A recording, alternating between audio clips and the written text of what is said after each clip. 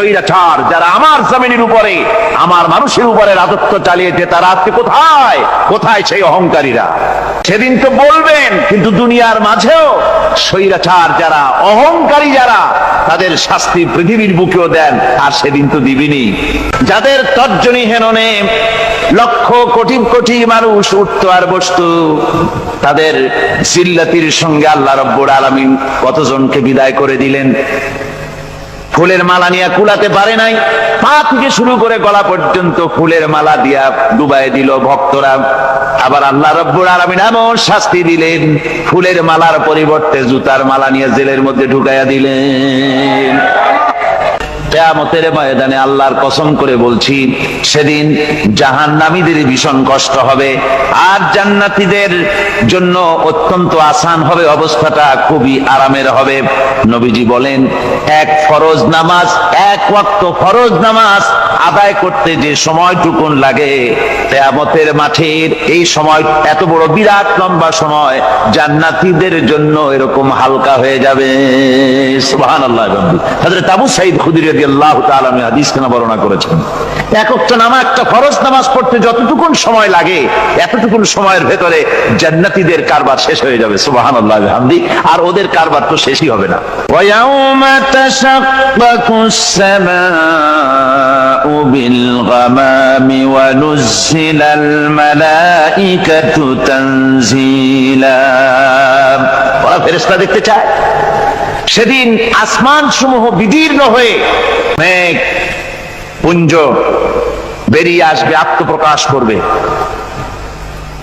তার ভেতর থেকে ফেরেশতারা ক্রমাগত নাজিল হতে থাকবে। আর অবস্থাটাই হবে, আল মুলকু ইয়াউমাইযিনিল হাক্কু লিররহমান ওয়া কানা ইয়াওমান আলাল কাফিরিনা আসীরা। আর সেদিনে বাদশাহী হবে কেবলমাত্র রহমানের। ওয়া কানা ইয়াওমান আলাল কাফিরিনা আসীরা। আর সেই কিয়ামতের দিন, সেই সময়টা হবে কাফেরদের জন্য বড়ই কঠিন। এখানে কিয়ামতের কিছু কথা বলা হচ্ছে, কিছু আভাস দেওয়া হচ্ছে যে আসমান সমূহ বিদীর্ণ হয়ে মেঘ পিণ্ড বেরিয়ে আসবে এবং তার থেকে ক্রমাগত ফেরেশতারা নাজিল হতে থাকবে। আল্লাহর হাবিব বলেছেন, কেউ যদি কিয়ামতের দৃশ্য দেখতে চায় সেজন্য সূরা ইজা শামসু কুবিরাত ওয়া ইজা সামাউ ফাতারাত, ইজা সামাউ শাক্কাত, এই সূরাগুলি যেন পড়ে, তাহলে কিয়ামতের দৃশ্য তার চোখের সামনে প্রতিভাত হবে। কিয়ামতের দৃশ্যটা আসলে কেমন হবে সেই সূরাগুলি তেলাওয়াত করলে সে বুঝতে পারবে। যেমন আল্লাহ পাক বলছেন, إذا السماء فطرت وإذا الكواكب انتثرت وإذا البحار فجرت وإذا القبور بعثرت। যখন আকাশসমূহ চূর্ণ বিচূর্ণ হয়ে যাবে আর তারকাসমূহ বিক্ষিপ্ত হয়ে পড়বে, সমুদ্র মহাসমুদ্রগুলি দীর্ণ বিদীর্ণ হয়ে যাবে, কবরগুলি সব উদ্গীরণ করে দেবে, তার মধ্যে যা আছে সে সবগুলি। আবার আল্লাহ পাক বলেন, ইযা শামসু কুবিরাত ওয়া ইযান নুজুমুন কাদারাত ওয়া ইযাল জিবালু সুয়্যিরাত। সূর্য যখন ঢেকে যাবে, তারকাগুলি যখন বিপর্যস্ত হয়ে যাবে, আর পাহাড়গুলি যখন চালিয়ে দেওয়া হবে, এই দৃশ্য তোমরা দেখতে পাবে। فإذا النجوم طمست وإذا السماء فرجت وإذا الجبال نسفت।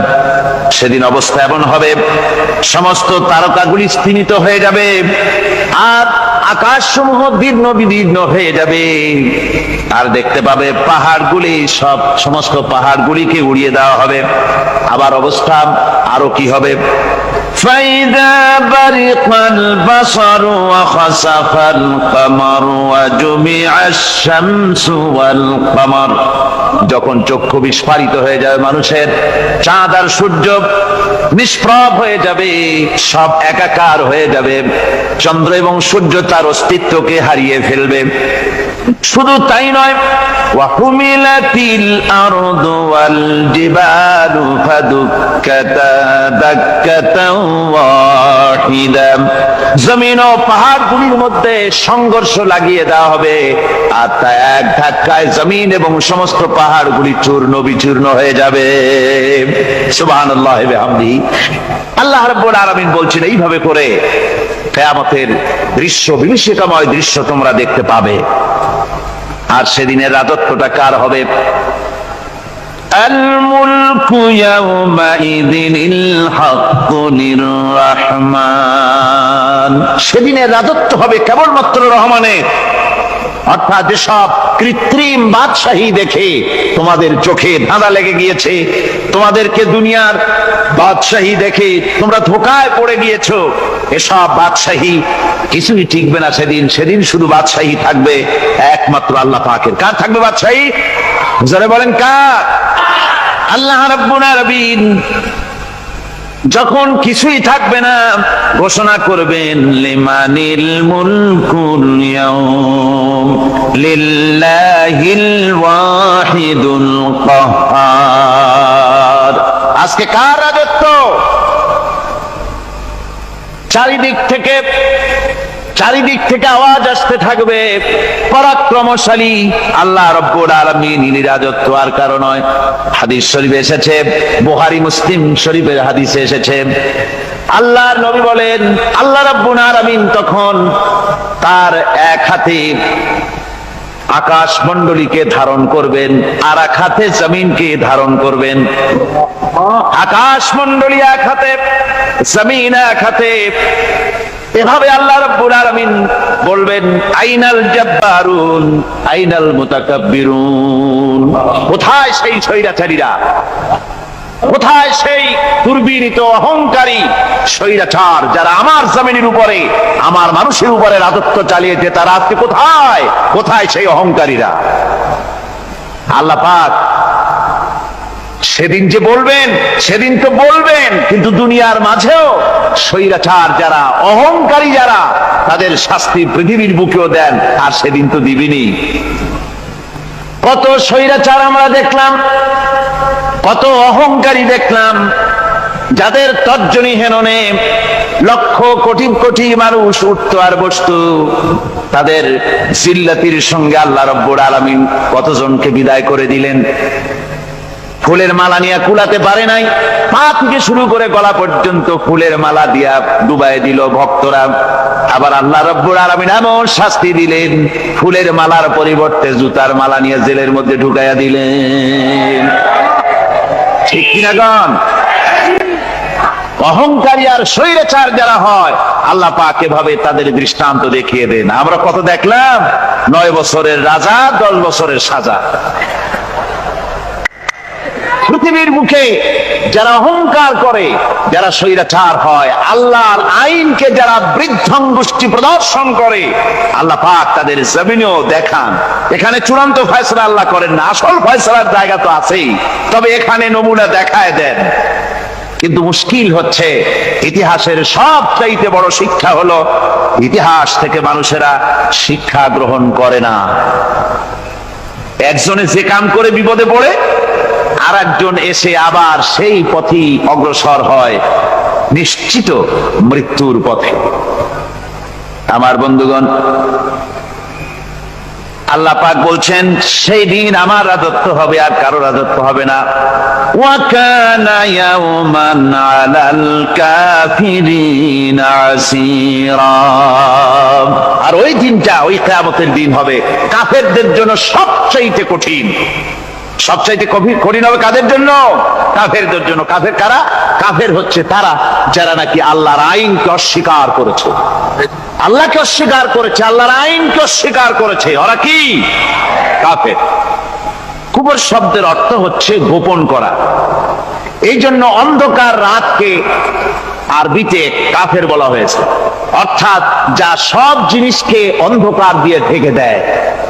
তো কুফর হচ্ছে সেই জিনিস যা মহাসত্যকে ঢেকে দেয়, সত্যকে মহাসত্যকে ঢেকে দেয় যে জিনিস, সেটাকে কুফর বলা হয়। আর এই কাফের অন্ধকারে ঘুরে মরে, সে কোন আলোর খোঁজ পায় না। আল্লাহ রাব্বুল আলামিন বলেন, কাফেরদের কথা এখন শোনাচ্ছেন আল্লাহ পাক, والذين كفروا أولياؤهم الطاغوت يخرجونهم من النور إلى الظلمات। যারা কাফের, যারা কুফরি অবলম্বন করেছে, তাদের সাহায্যকারী আর পৃষ্ঠপোষক হচ্ছে তাগুত। তাগুত বলা হয় সেই শক্তিকে, যে শক্তি শুধু নিজেই আল্লাহর আইন অমান্য করে বসে থাকে না, বরং অন্যদেরকেও আল্লাহর আইন অমান্য করতে বাধ্য করে। ওদেরকে আরবিতে কি বলা হয়? তাগুত বলা হয়। আর এই তাগুতি শক্তি, এই তাগুত হয় তার সাহায্যকারী, যা তাকে আলো থেকে টেনে অন্ধকারের ভেতরে নিয়ে যায়। আর কাফের হচ্ছে আল্লাহ পাকের ভাষায়, অর্থাৎ কোরআনের ভাষায়, কাফের হচ্ছে সবচাইতে নিকৃষ্ট প্রাণী, সবচাইতে নিকৃষ্ট জীব। মহাসত্যকে যারা অস্বীকার করেছে, যারা আল্লাহকে মানে না, যারা আল্লাহর কোরআনকে মানে না, যারা ইসলামকে স্বীকার করে না, তারা সবচাইতে নিকৃষ্ট প্রাণী।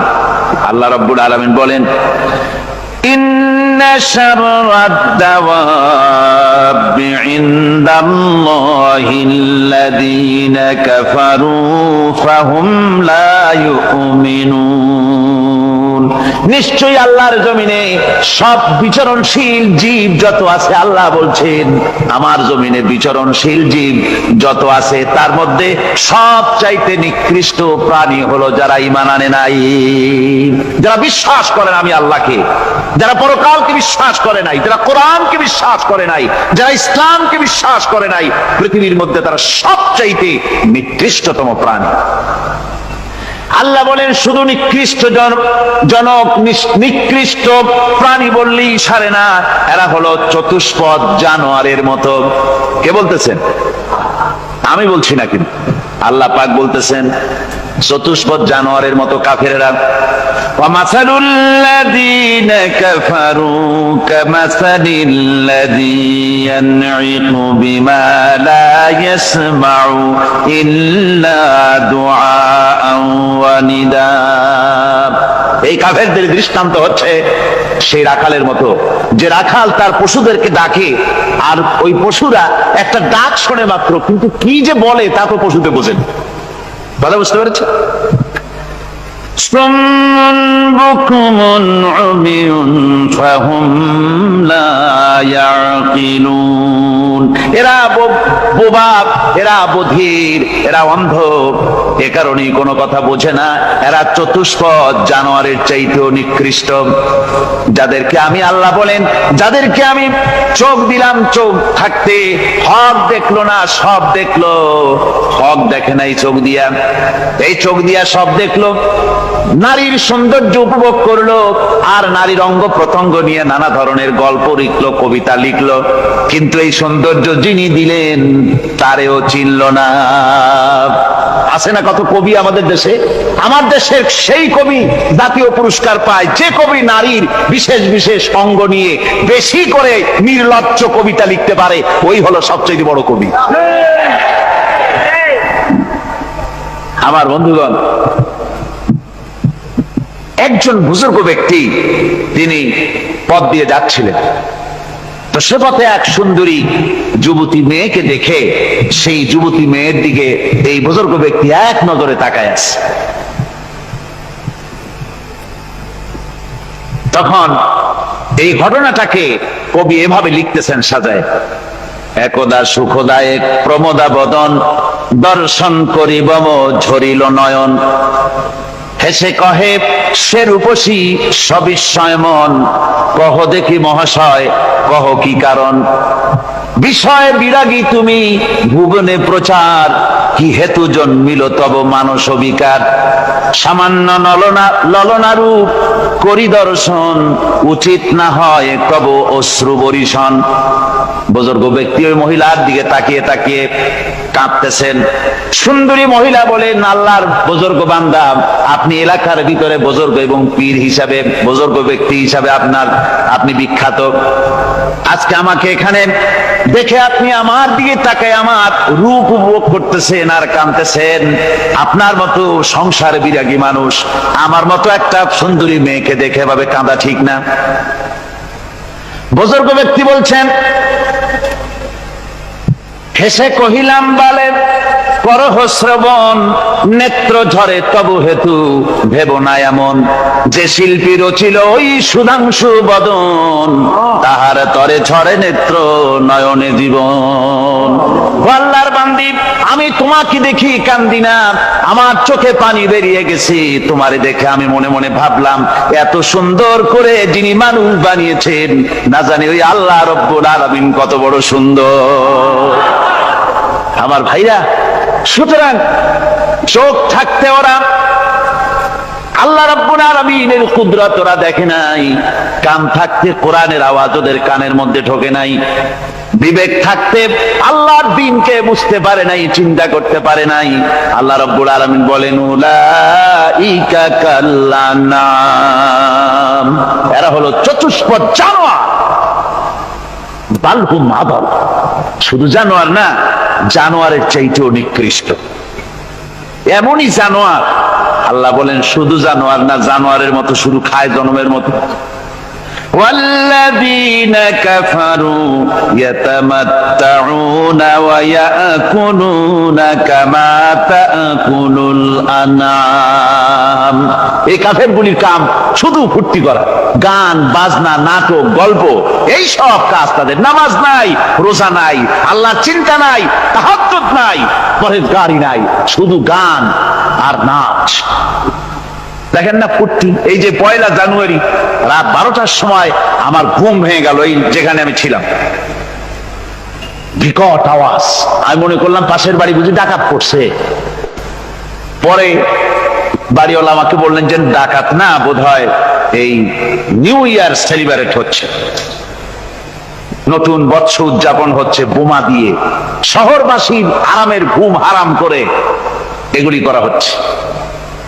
এ তো গেল 1 জানুয়ারি। আর যখন আমাদের নিজেরটা যখন আসে, অর্থাৎ 1 বৈশাখ, তখন দেখছেন অবস্থা 1 বৈশাখে।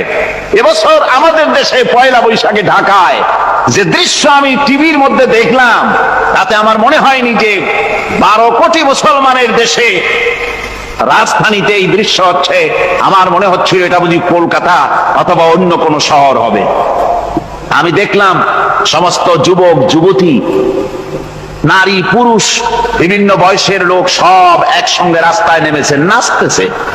তার মধ্যে বুদ্ধিজীবী আছে, শিক্ষিত লোক আছে, সমানে নাচতেছে। আর তাদের মুখোশ পরা, বানরের মুখোশ, কুকুরের মুখোশ, শূকরের মুখোশ, ঘোড়ার মুখোশ, পাপী শিয়ালের মুখোশ, এই মুখোশ পরে এভাবে নাচতেছে। আমি চিন্তা করলাম, নববর্ষের সাথে কুত্তার মুখোশের সম্পর্ক কি? নববর্ষের সাথে পাপী শৃগালের মুখোশের সম্পর্ক কি? তাহলে ওরা কি বলতে চায় যে আগামী বছরটা আমরা কুত্তার ভূমিকায় অ্যাক্টিং করব, অথবা শৃগালের মতো ধূর্তামি করব জাতির সাথে? তারপরে কি করলো?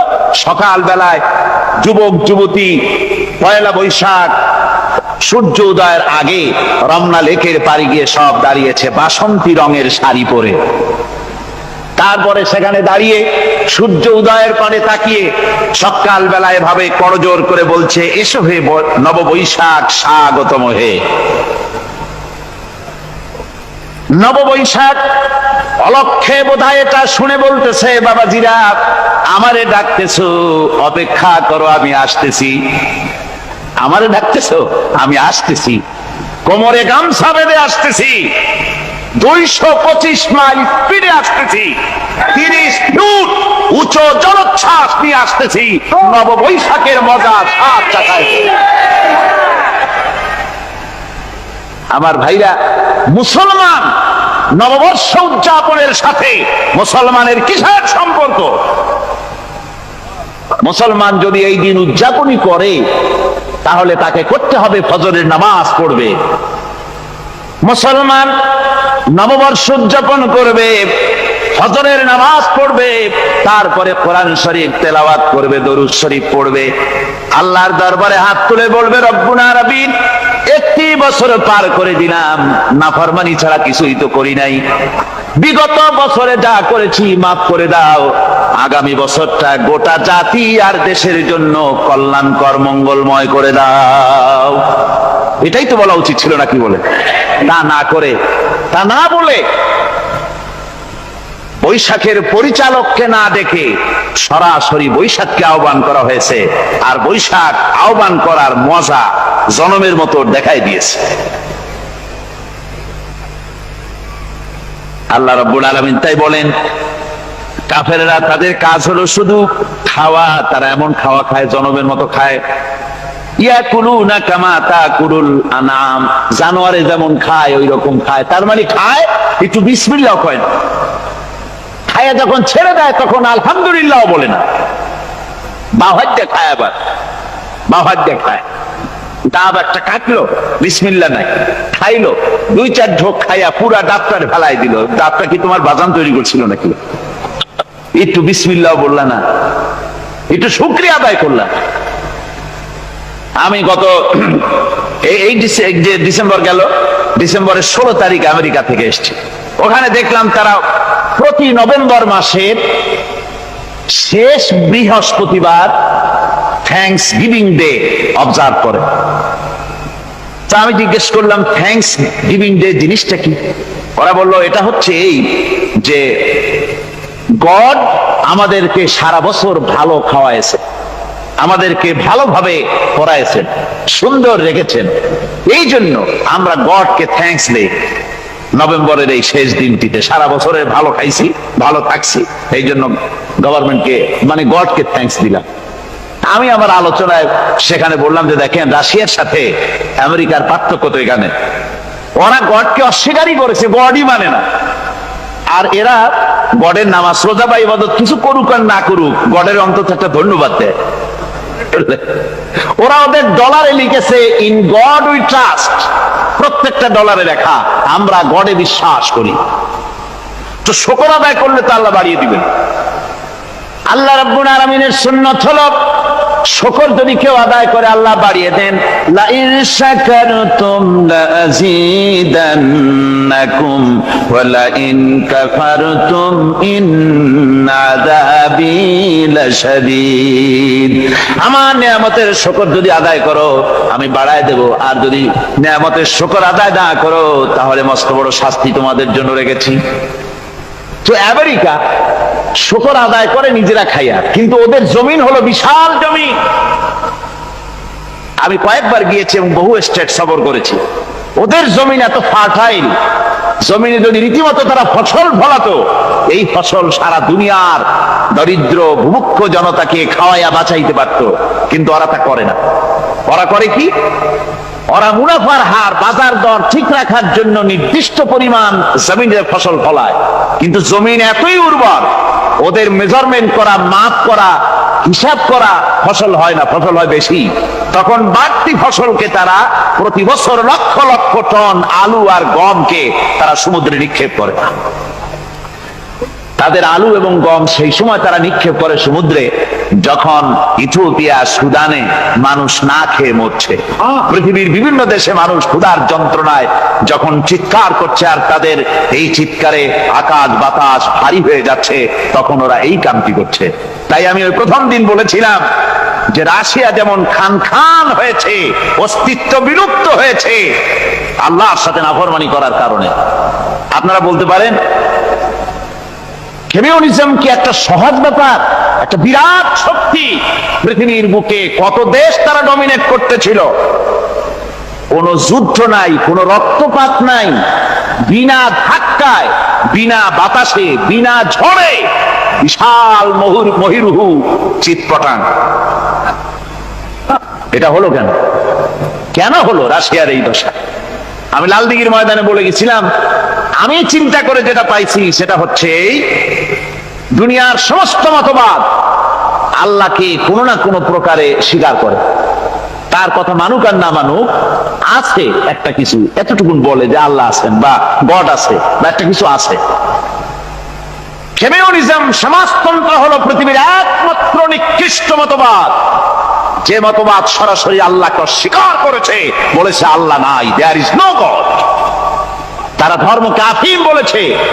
আল্লাহ পাক তাই কোন যুদ্ধ ছাড়া, কোন মারামারি ছাড়া, কোন রক্তপাত ছাড়া এই বিশাল শক্তিকে উৎকারে উড়িয়ে দিলেন, তুলার মতো হয়ে, গোটা রাশিয়া তুলার মতো হয়ে, পেঁজা তুলা, ধোনা তুলার মতো হয়ে সব উড়ে চলে গিয়েছে, অস্তিত্ব বিলুপ্ত হয়ে গিয়েছে। কিন্তু আমাদের দেশের খুচরা কমিউনিস্টরা এখনো স্বপ্ন দেখে। ওই যে কালকে বলেছি, তারা বলে কলমের খোসা এটা এখনো নষ্ট করা যাবে না, এটা এখনো চালু করা হবে, এখনো চীনে আছে, এখনো কিউবায় আছে।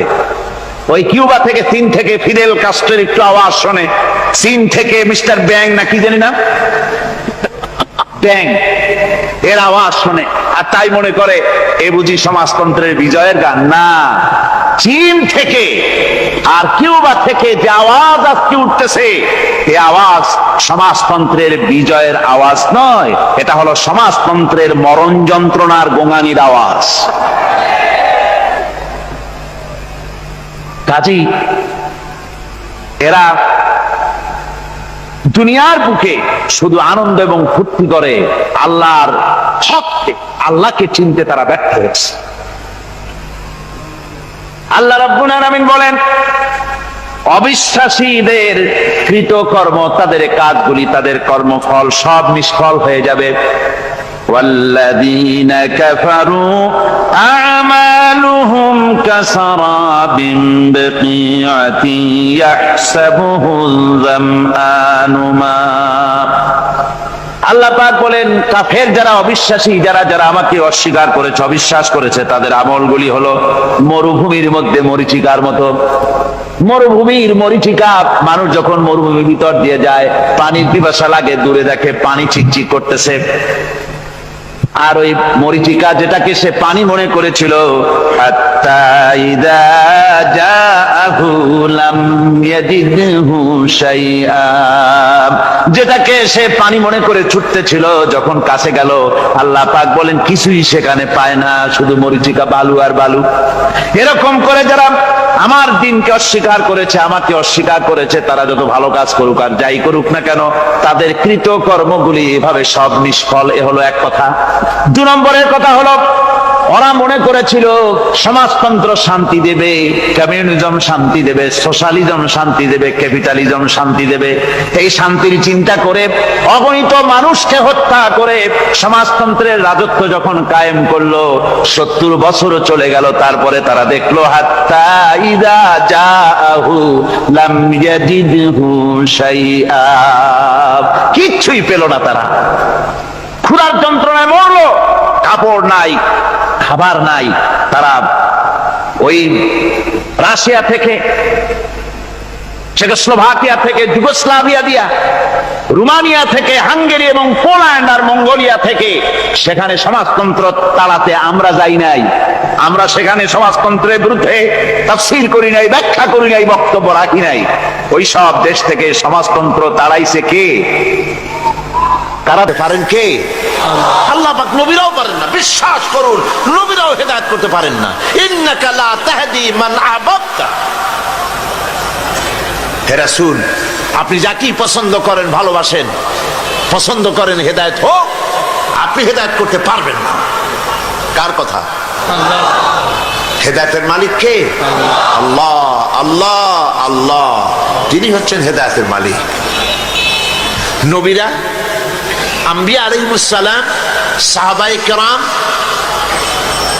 উলামায়ে কেরাম, তারা হচ্ছেন এরাতুত তারিক, ওনারা রাস্তা দেখাতে পারেন। আর ঈসা লিলাল মাতলুব, টার্গেটে হেদায়েতে পৌঁছে দেওয়ার মালিক হচ্ছেন একমাত্র আল্লাহ সুবহানাহু ওয়া তাআলা। প্রত্যেক দিন প্রতি নামাজের প্রতি রাকাতে আমরা এই হেদায়েত আল্লাহর কাছে চাই। কার কাছে? আমরা সূরা ফাতিহার ভিতরে প্রতি রাকাতের মধ্যে আল্লাহ রাব্বুল আলামিনের কাছে আল্লাহর শেখানো ভাষা দিয়ে আমরা হেদায়েত চাই। ইহদিনাস সিরাতাল মুস্তাকিম পড়েন, ইহদিনাস সিরাতাল মুস্তাকিম সিরাতাল্লাযীনা আন'আমতা আলাইহিম গায়রিল মাগদুবি আলাইহিম ওয়ালাদ-দাল্লিন।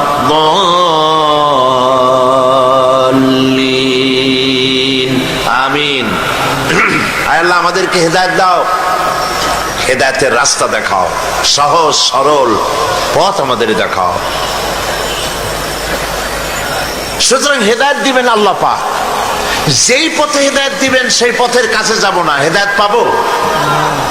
কি খাইলে পেট ক্ষুধা লাগছে, কি খাইলে ক্ষুধা নিবারণ হবে?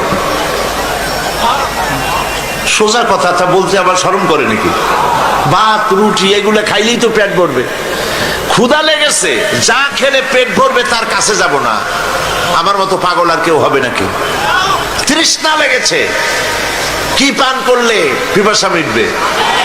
সেই পানির বাড়ির দ্বারও যাব না। যে কাজ করবে তার মতো পাগল আর আছে নাকি? হেদায়েতের জন্য ঘুরে বেড়াবো রাস্তায় রাস্তায় বাড়ি বাড়ি, অথচ হেদায়েতের মূল কিতাবের কাছে আসবো না। আমার হেদায়েত কেমনে হবে? কথা বুঝে আসছে? সুতরাং হেদায়েতের জন্য আসতে হবে কোথায়?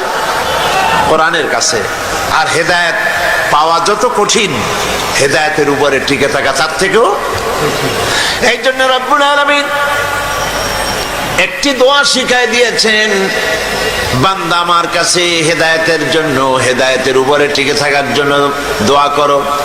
রব্বানা লা তুযিগ কুলুবানা বা'দা ইয হাদাইতানা ওয়া হাব লানা মিন লাদুনকা রাহমাতান ইন্নাকা আনতাল ওয়াহ্হাব।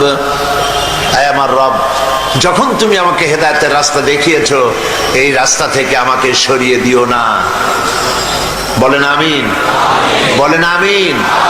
তাহলে হেদায়েতের মূল রাস্তা হলো কোরআন। এই কোরআন দিয়েই নবী করিম সাল্লাল্লাহু আলাইহি সাল্লাম একটি জাতিকে, একটা মরা জাতিকে জিন্দা করছিলেন।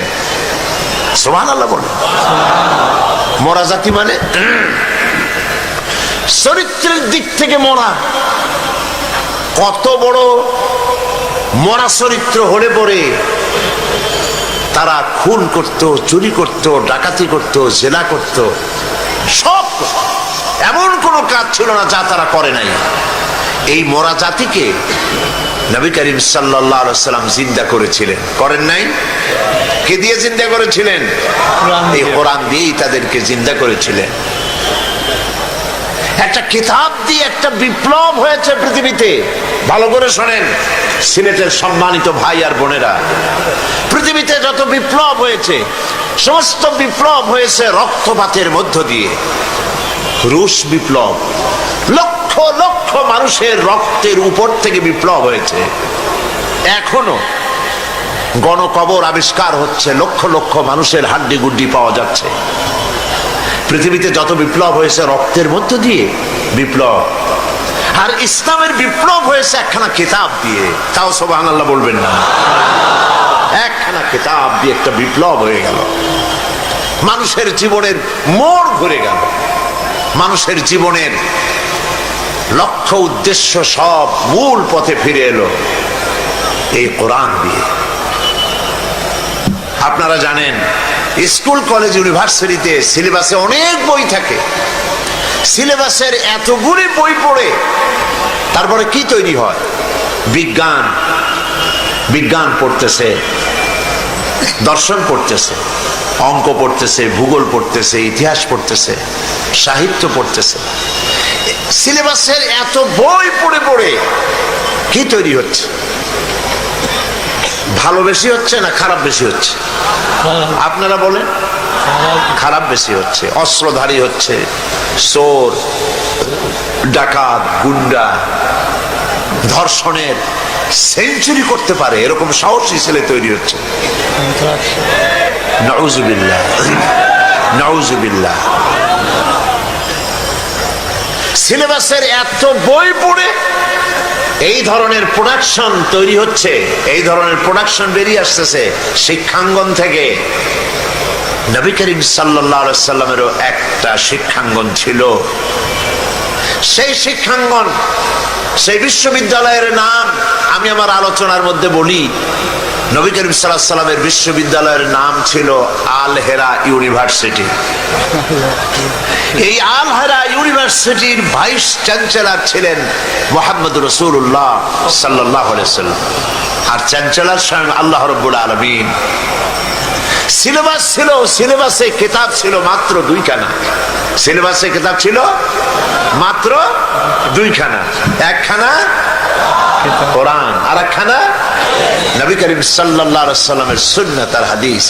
এই সিলেবাসের 2খানা কিতাব পড়ে কি সব ছাত্র তৈরি হলো তা কি আপনারা দেখবেন না শুনবেন? একটু দেখেন। তবে এখানে আমি দেখাতে পারবো না। মনের চোখ ইতিহাসের পাতায় ফিরিয়ে দিন 1400 বছরের আবু বকরের দিকে তাকান।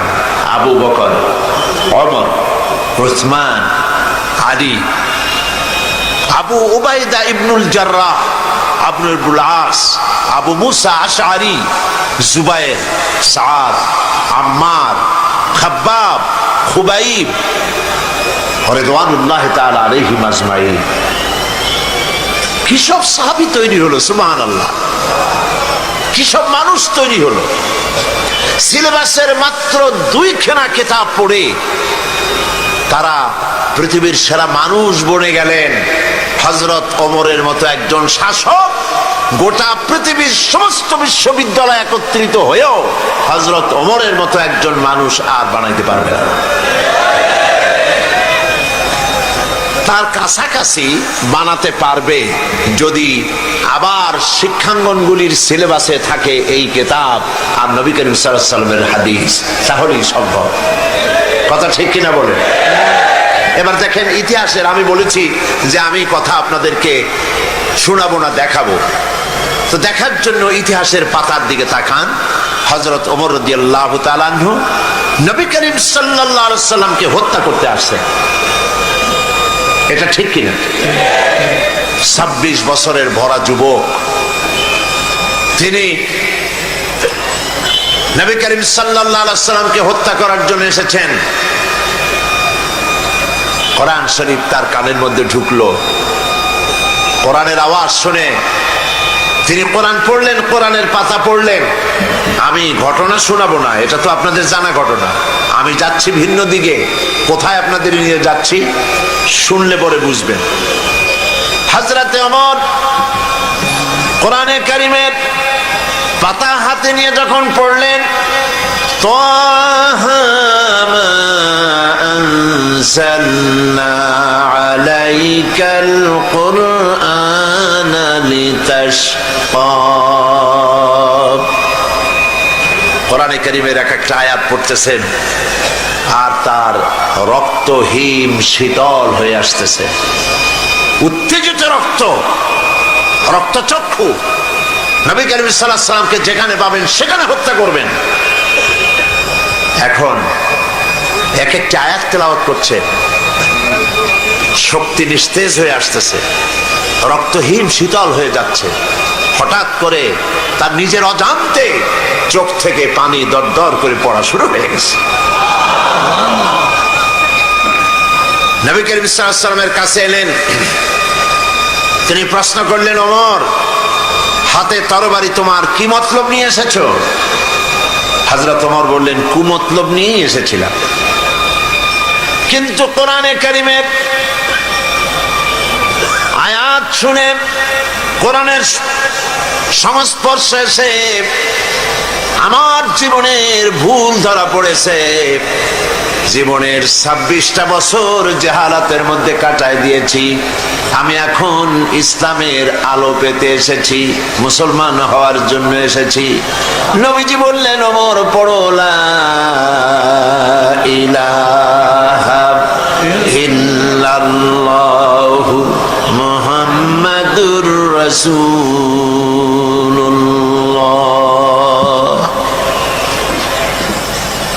যিনি আসলেন নবী করিম সাল্লাল্লাহু আলাইহি ওয়াসাল্লামকে হত্যা করতে, তার সম্পর্কে এমন এক সময় এলো যখন নবীজি মন্তব্য করলেন, নবীজি যখন নবুয়ত সম্পর্কে কথা বলতে গিয়ে কথা বললেন, লা নবিয়্যা বাদি ওয়ালা রাসূলা, আমার পরে নবীও হবে না, রাসূলও আসবে না। যদি আমার পরে কেউ নবী হতো লাকানা ওমর, ওমরকে আল্লাহ পাক অবশ্যই নবী বানিয়ে দিতে। লক্ষ্য করেছেন হযরত ওমর কোথায় ছিলেন আর কোথায় চলে গেলেন? কিতাবে এসেছে হযরত ওমর রাদিয়াল্লাহু তাআলা আনহুর জামানায় হযরত আলী রাদিয়াল্লাহু তাআলা আনহু তিনি স্বপ্নে দেখছিলেন, স্বপ্ন দেখছেন যেন তিনি মুহাম্মদ সাল্লাল্লাহু আলাইহি ওয়াসাল্লামের পেছনে ফজরের নামাজ আদায় করছেন। এটা হযরত আলীর স্বপ্ন। স্বপ্ন দেখে স্বপ্নের ভেতরে তিনি নামাজ পড়লেন রাসূলের পেছনে, নামাজ শেষ করে তিনি বেরিয়েছেন। মসজিদের দরজা আসার পর তিনি দেখলেন এক বুড়ি দাঁড়ানো, হাতে এক ঝুড়ি খোরমা। বলছেন ওমর, বলছেন আলী, এই খোরমাগুলি নিয়ে যাও, আমার নতুন বাগানের খোরমা, নবী করিম সাল্লাল্লাহু আলাইহি ওয়াসাল্লামকে দিবে, তিনি নিজে খাবেন এবং সাহাবায়ে কিরামদেরকে দিবেন, এতে করে আমার বাগানে আল্লাহ পাক বরকত দান করবেন। হযরত আলী ভিতরে ঢুকলেন। স্বপ্ন না বাস্তব? স্বপ্ন দেখতেছেন, আপনারা খেয়াল রাখেন। কিন্তু নবী করিম সাল্লাল্লাহু আলাইহি ওয়াসাল্লামের কাছে গিয়ে হযরত আলী পাত্রটি দিলেন আর ওই মহিলার কথা শোনালেন। নবীজি পাত্র থেকে একটি খোরমা হাতে তুলে হযরত আলীর মুখে দিয়ে দিলেন। হযরত আলী খোরমাটা চিবুচ্ছিলেন। ঠিক এমন সময় ফজরের আজান হয়ে গেল। ফজরের আজান হযরত আলীর কানে এসেছে, ঘুম ভেঙে গেল, কিন্তু রাসূলের হাতের দেওয়া খোরমার স্বাদ তখনও তার মুখের মধ্যে ছিল। তিনি উযু করলেন, ফজরের নামাজ পড়ার জন্য মসজিদে নববীতে পৌঁছে গেলেন। ইমামতি করতে দেখছেন কাকে? হযরত ওমর রাদিয়াল্লাহু তাআলা আনহু, তার জমানায় এই স্বপ্ন। হযরত ওমর ইমামতি করছেন, ফজরের নামাজ শেষ হয়েছে, মাসনুন তরিকা অনুযায়ী হযরত ওমর রাদিয়াল্লাহু তাআলা আনহু সালাম ফিরিয়ে পেছনের দিকে ফিরেছেন। হযরত আলী ফজরের পরে মাসনুন দোয়াগুলি পড়ে সকলের আগে বেরিয়ে গেছেন। মসজিদ থেকে বেরোবার সাথে সাথে দেখেন দরজার কোনায় এক মহিলা দাঁড়ানো, এক পাত্র খোরমা হাতে। বলতেছে, আলী, এই খোরমাগুলি নিয়ে যাও, আমার নতুন বাগানের এগুলি। আমিরুল মুমিনিন ওমর রাদিয়াল্লাহু তাআলা আনহুকে বলো তিনি যেন নিজে খান এবং আল্লাহ রাসূলের সাহাবীদের মধ্যে খোরমাগুলি যেন তিনি ডিস্ট্রিবিউট করে দেন। হযরত আলী খোরমার পাত্র নিয়ে ভিতরে ঢুকলেন, হযরতে ওমরকে দিলেন। হযরত আলী লক্ষ্য করলেন, স্বপ্নে যা দেখলাম তাই তো বাস্তব হচ্ছে। তিনি খোরমার পাত্র দিয়ে ঘটনা শোনালেন। হযরত ওমর খোরমার পাত্র থেকে একটি খোরমা তুলে হযরত আলীর মুখের মধ্যে দিয়ে দিলেন। হযরত আলী খোরমা খেয়ে বলছেন, ওমর, জিদনি তামরাতান উখরা, আমাকে আরেকটা খোরমা দাও, খেতে খুব মজা লাগছে। যা আছে এখানে খোরমা সবাইকে দিলেও আরো উদ্বৃত্ত থাকবে, দাও না আমাকে আরেকটা। হযরত ওমর বলছেন, ইয়া আলী, লাউ আন্না রাসূলুল্লাহ সাল্লাল্লাহু আলাইহি ওয়াসাল্লাম যাদাক লাজিদনাক। হে আলী, নবী করিম সাল্লাল্লাহু আলাইহি ওয়াসাল্লাম স্বপ্নের মধ্যে তোমাকে যদি একটার বেশি দিতেন, আমিও তোমাকে একটার বেশি দিতাম। হযরত আলী রাদিয়াল্লাহু তাআলা আনহু অবাক হয়ে গেলেন। কি আশ্চর্য কথা! স্বপ্ন দেখলাম আমি। আর তিনি কি করে বুঝলেন?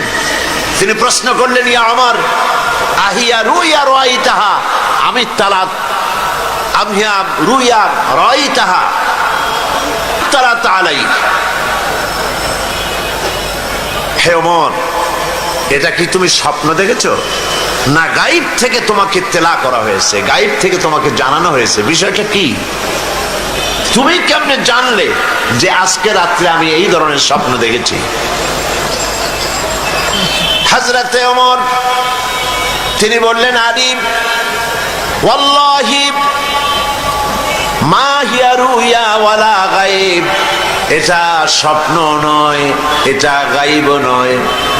ওয়ালাকিন্নাল মুমিনা ইযা আখলাসা কলবাহু ইয়ারা বিনুরিল্লাহ। ওয়ালাকিন্নাল মুমিনা ইযা আখলাসা কলবাহু, আসল কথা হচ্ছে আমি স্বপ্নও দেখি নাই, আমি গায়েবও জানি না, গায়েব থেকেও জানানো হয় নাই। মূল কথা হলো একটি মানুষ যখন আল্লাহর গোলাম, আল্লাহর বান্দা, যখন তার ব্যক্তি, তার চরিত্র, তার নৈতিকতা সকল দিক থেকে সে আল্লাহর জন্য হয়ে যায়, তখন আল্লাহর সাহায্যেই সে দেখতে পায়। হযরত ওমর রাদিয়াল্লাহু তাআলা আনহু কোন পর্যায়ে ছিলেন আর কোথা থেকে আল্লাহ তাকে কোথায় নিয়ে গেলেন, এটা কিসের বরকতে নিয়েছেন? কোরআনের বরকতে।